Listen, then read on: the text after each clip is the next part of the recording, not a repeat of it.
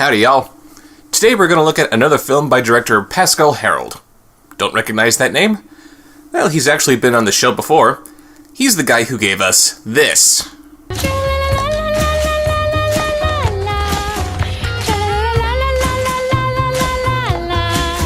That's right! Today's movie comes from the same director who brought us the true story of Puss in Boots. The movie that features the most bizarre visuals ever put to a true story, William Shatner trying his hardest to not be William Shatner, and the unashamed raping of several pieces of classical music. But if any of you thought that was just too normal, Cinderella, Once Upon a Time in the West will set the record straight on what cinematic what-the-hellery really is. Our movie begins with a small creature of some kind, telling us about a little town in the Old West built by a woman named Felicity. And we see more of the strange, twisted visual aesthetic that Puss in Boots gave us, but it doesn't seem quite as out of place here as it did there. I don't know, maybe it's just the fact that this movie doesn't have the words true story hanging over it to get in the way. Maybe the town being old and rickety does a better job of incorporating the wacky design elements than the other movie did, but I don't know. It just works better. Anyway, we're introduced to this Felicity woman who built this strange little town, and apparently she is a bulldog who is designed to look like divine. And considering how some dogs eat their own poop, this character design is disturbingly clever. This little critter is apparently a native shaman of some kind who would prefer to live in the plains of his ancestors, but he can't leave the town because he made a promise to look after this ass-tastic gazelle, Cinderella. So yeah, our fairy godmother in this movie is a dude, who may or may not be racially insensitive. It's kind of hard to tell with the way that this character is being presented. And our Cinderella is tough enough to fight off a couple of brutes without any help at all. Why exactly does this guy need to watch over her? Sorry, but I had no choice.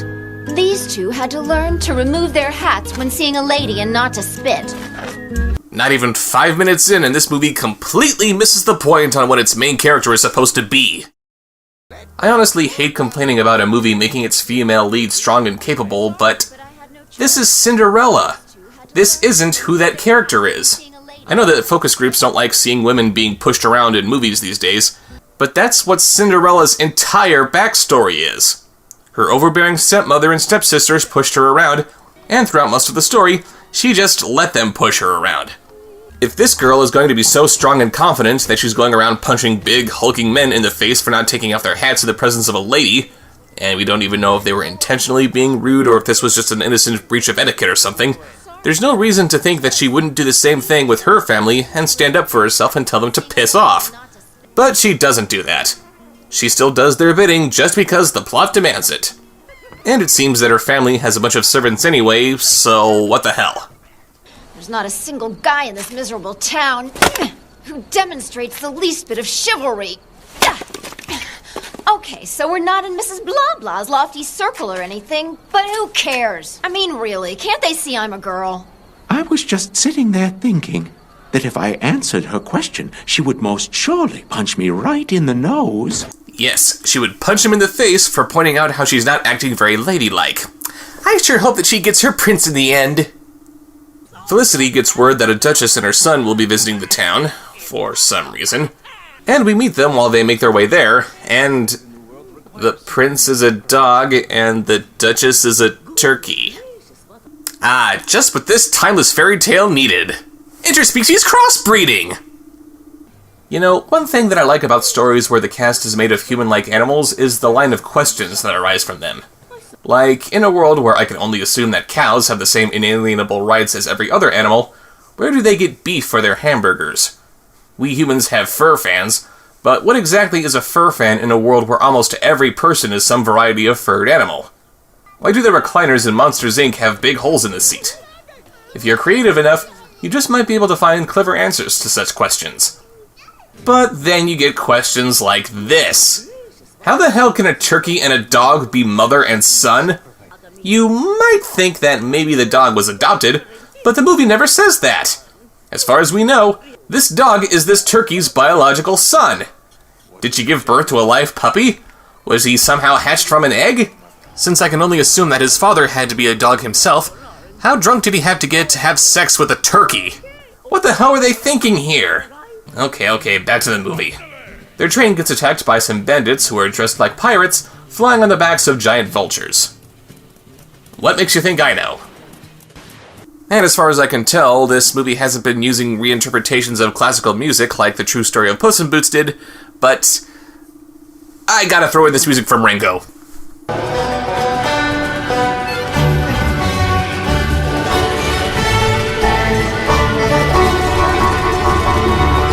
I know that was one of my major pet peeves from the true story of Puss in Boots, but come on, how could I not use that music? They manage to fend the bandits off, and they make it safely to town.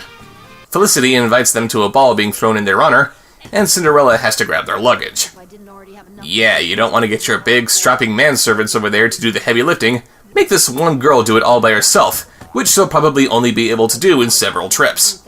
You're not making it easy for me to believe that Felicity has the managerial skills to build an entire town movie.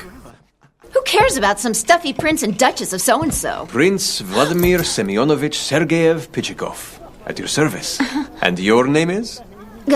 My name? Well, it's more of a nickname, really. It's Cinderella. Her name is Cinderella. Yeah, having Cinderella be a complete stranger who the prince has to look for in the end was just kind of dumb. Let's have them meet face to face and just skip all that crap. Yeah, this movie continues to sabotage its own story by letting Cinderella and the prince properly introduce each other before they're logically supposed to, complete with gazing longingly into each other's eyes and ingraining their images and identities into their minds. This, of course, makes them meeting at the ball, and Vladimir's subsequent search for his lost love completely pointless. And shouldn't we be seeing their tails sticking out from the back of their pants? Got something to say, little Cloud? Silence is the friend of he who wants an unbroken nose. You can break my nose all you want. It's not going to change the fact that this movie doesn't really know what it's doing. As Felicity's staff prepares her saloon for the ball, we then cut to a pirate ship in the middle of the desert, which serves as the base of operations for the bandits who attacked the train earlier. Okay. What is this pirate crew's backstory? Seriously, what is it? I want to know! How did these pirates come to the conclusion that living like common bandits was a better idea than pillaging on the high seas? And how did they manage to get their Spanish galleon into the middle of the desert? That's a movie I want to see! But really, first we get a little cat playing a Jack Sparrow impersonator fighting a squid man, and now we're seeing a knockoff of the Black Pearl trapped on dry land. It's obvious that this director really had his heart set on making a Pirates of the Caribbean movie, so why not just do it? You don't need to work pirates into movies that have nothing to do with pirates. Anyway, it seems like this pirate captain is tired of living in squalor, and when he gets word of the visiting royals, he decides to kidnap them and hold them for ransom. Oh, and I don't care who says what. I want that captain's jacket. That's just cool. So Felicity's ball begins, and apparently the novelty of having royalty in their midst wore off really quickly. Actually, the saloon isn't seeing that great of a turnout tonight because Felicity's goons, who are named Bob and Bob, were told to keep anyone out who might steal Vladimir's attention away from her daughters. So yeah, that means pretty much the entire town isn't allowed in. Cinderella's stepsisters try to woo him, but he's not really feeling it. You should check out my darling daughter, spitting image of their mother, don't you think? Spitting is indeed the right word. Just wait till he sees the next act coming up.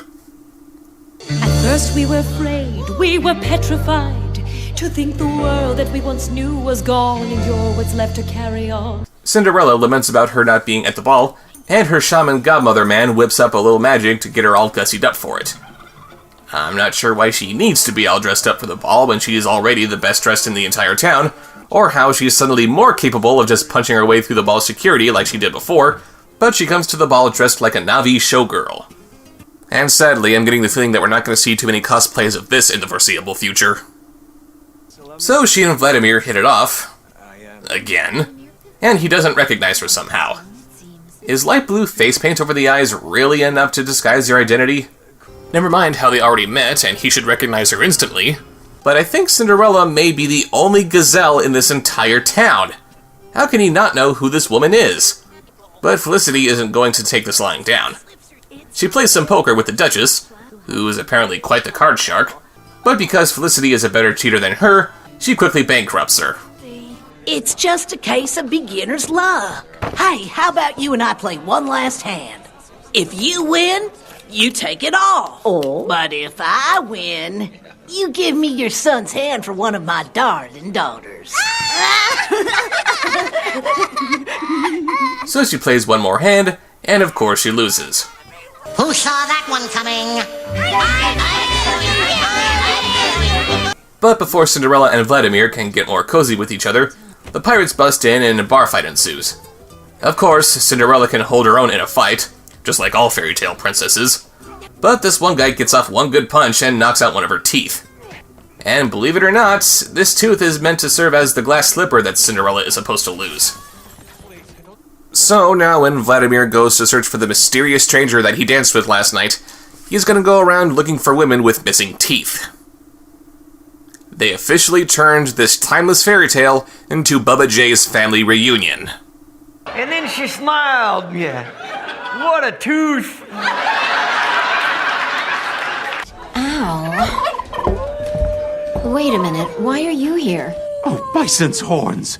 I forgot to tell her that the magic stops working at the 12th cry of the jackal. Yeah, thanks for telling her that vital piece of information. You're just the best guardian ever, aren't you? And jackals howl for every hour?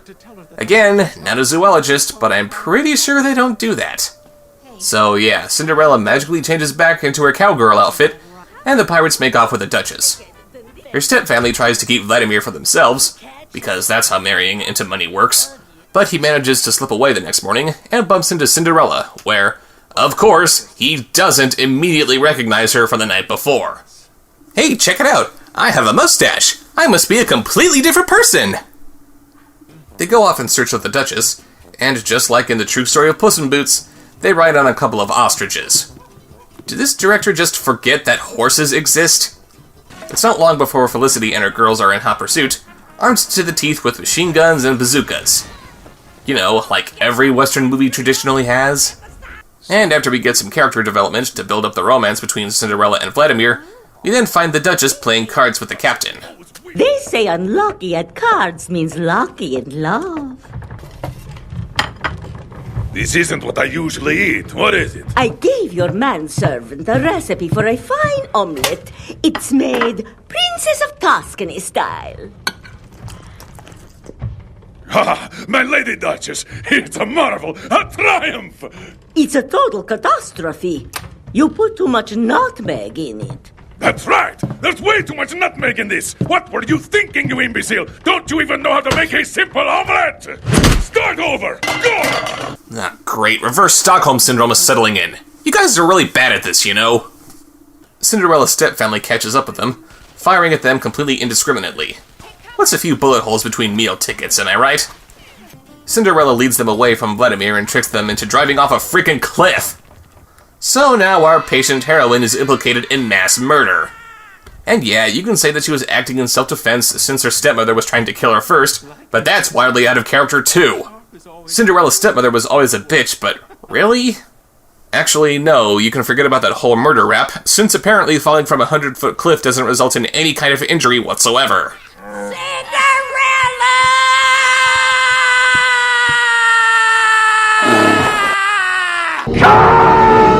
They continue into the next day, and Vladimir can't stop talking about the princess. It's truly magnificent here. Or as my princess would say, wow! Hey!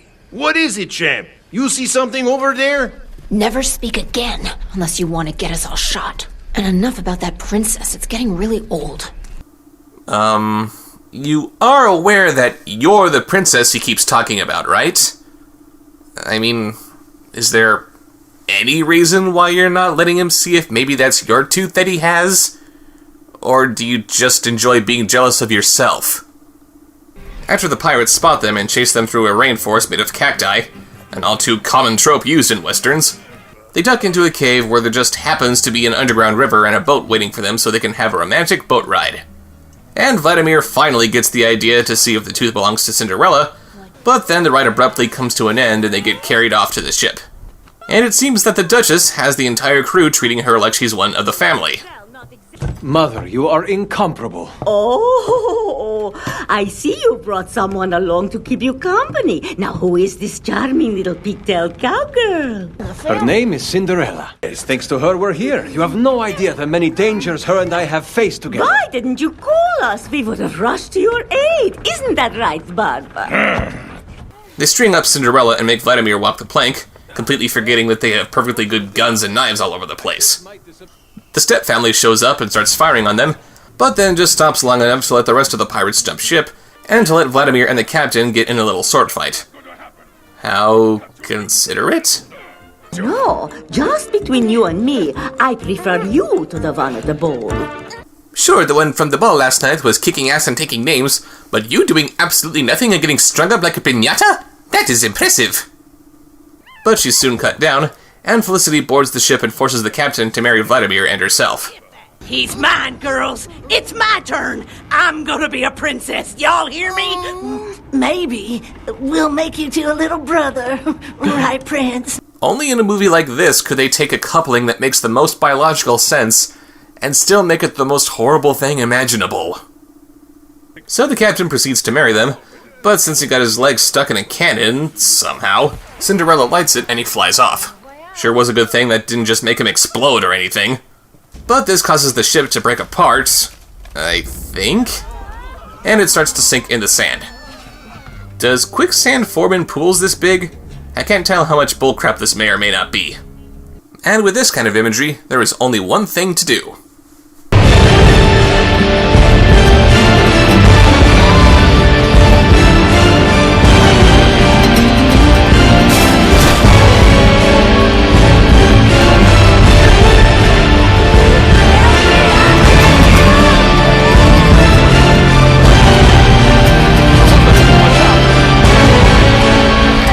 Cinderella tries to help her stepmother, finally showing some shred of what her original character is supposed to be, but she refuses and lets herself drown.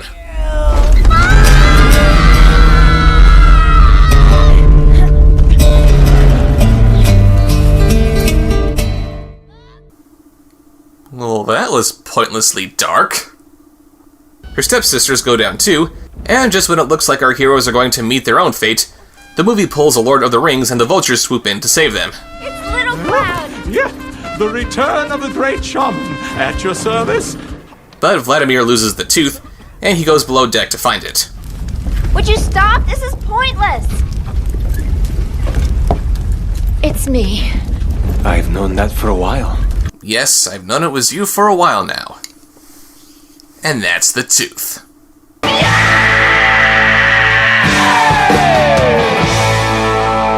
Yeah, imagine that. The sexy gazelle who likes to hit people was the same sexy gazelle who likes to hit people while wearing blue paint on her face. What a twist. And they lean in to seal their love with a kiss, and... wow, apparently Cinderella's the best kisser ever. No, of course they're just fine, with absolutely no explanation of how they survived or where that extra vulture came from. So they all get back to town, and Cinderella and Vladimir take the next train out of this dump. Oh, and her stepsisters survived drowning in quicksand somehow. Hooray, I was so hoping that they'd have a happy ending. And the Duchess stays behind instead of getting back to her kingdom. And that pirate captain spontaneously shows up to declare his love for her. Excuse me while I get a bucket. What's wrong, my dear? Speak to me! Santa Maria Madre de Dios! Oh, please, you can't do this to me! I've gone through sand and fire to find you once again! I think of you every second of the day. It's you that I really want! Santa Maria Madre de Dios! Quickly, bring me the salts, some ammonia, and sarsaparilla! So that was Cinderella, Once Upon a Time in the West. And at least it's not the true story of Puss in Boots. This is another one of those movies where it's clear that there was an obvious creative force behind it, but it doesn't really know where to direct that creative force. The animation is pretty good, and the art direction is fun to look at. They actually used original music instead of ripping off a bunch of classical pieces, or at least they used more obscure music that I just didn't catch. The voice acting is decent enough, but some of the settings were just weird. The animal casting in this is just bizarre, and the plot is very confused. This movie wouldn't be too bad, he said with a really big asterisk attached to it, if they decided to focus on the story of these two unlikely heroes falling for each other as they fight to get back the Duchess from a bunch of pirates. But this just doesn't belong in a Cinderella story. The story of Cinderella is supposed to be all about not letting adversity break you down. For all the crap that Cinderella had to endure from her stepfamily, she didn't let it change who she was. She just pushed on through it, confident in the knowledge that one day her patience would pay off in the end. Contrary-wise, the spirit of the Old West is one of self-fulfillment. Your destiny is out there, if you're just willing to take that first step and look for it. You don't just wait for good fortune to smile upon you, you get out there and make it happen. And as tough as this Cinderella is being portrayed, you're left wondering why she doesn't just do that and leave for some other town, or go live out in the wilderness with some Injuns or something. You want to tell the story of Cinderella? Go ahead. You want to spin an old Western yarn? Spin away. But combining the two? That's just not a good idea.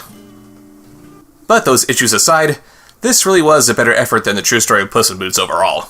I mean, hell, at this rate, who knows? Maybe I'll be sharing one of their good movies with you one of these days. But until that happens, just keep on reaching for that horizon. At first we were afraid, we were petrified, to think the world that we once knew was gone and you're what's left to carry on. I want to take away your pain in a new world that's free from rain. I want to live. I want to outlive you, dear. Don't try to run. I wouldn't bother. If you come with me, I will be the one who leads you to the slaughter. Try to stop me if you can. I hope that you will understand that if I eat you, it's not bad, because it's all part of the plan. I want to live. I will survive. I won't let anybody say what I can eat to stay alive. My appetite is growing and my teeth are very sharp. I will survive. I will survive. Hey, hey.